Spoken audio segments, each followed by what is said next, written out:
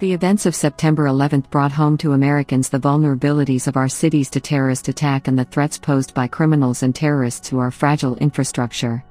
Shortly after the September 11 attacks, law enforcement authorities thwarted a group of would-be attackers who were planning to poison the water supply of a Buffalo, New York water treatment facility. Known as the Lackawanna Six, they were arrested, convicted and sent to prison. This was the first indication that terrorists were planning to focus their efforts on our vulnerable water utilities. More than 10 years later, there was another attack on a utility operation, this time in far-off Ukraine, where Russian cybercriminals disabled a large portion of the power grid before the operators were able to restore control. Pivoting to America, sophisticated cyber attacks paralyzed a large part of the electronic computer networks belonging to the cities of Atlanta and Baltimore. The motive was money, and both cities were held for ransom when the cybercriminals blocked access to critical programs involving city finances, government and even police and fire response. The cities had no choice but to pay.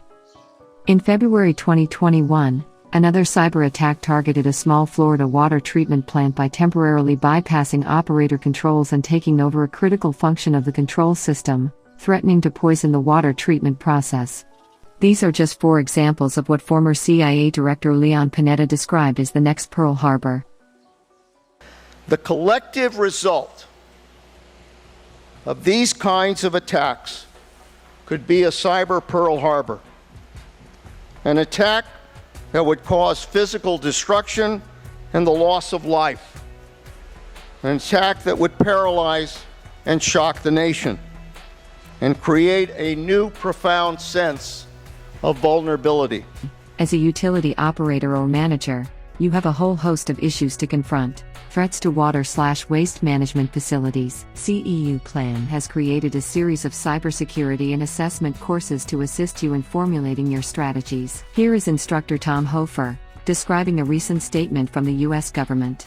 According to the Environmental Protection Agency, water utility personnel must contend with interruption of water treatment processes from opening/closing valves.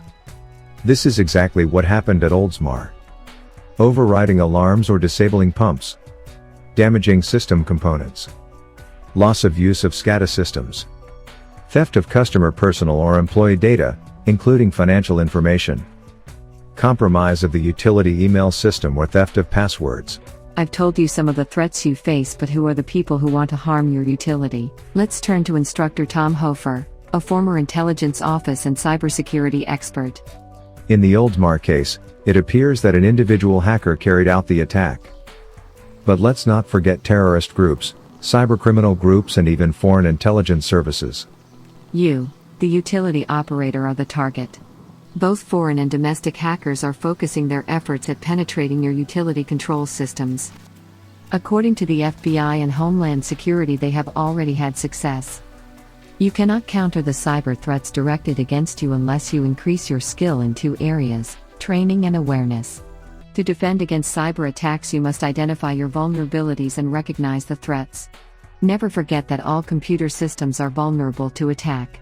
Vulnerabilities. You know the nature of the threats and the threat actors themselves, but how do you identify your vulnerable areas?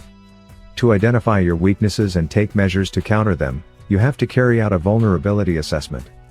Federal law, the America's Water Infrastructure Act, requires your utility to do so. Here are some basic questions you should be asking as you consider your utility's possible vulnerabilities. One of the most important issues is the identification of single points of failure, system weaknesses that can bring down an entire system. Let's briefly examine what possibly happened in the Oldsmar cyber attack. Instructor Tom Hofer describes how an attack like this is structured. The man-in-the-middle attack occurs when the attacker positions herself between a workstation or a client and the server.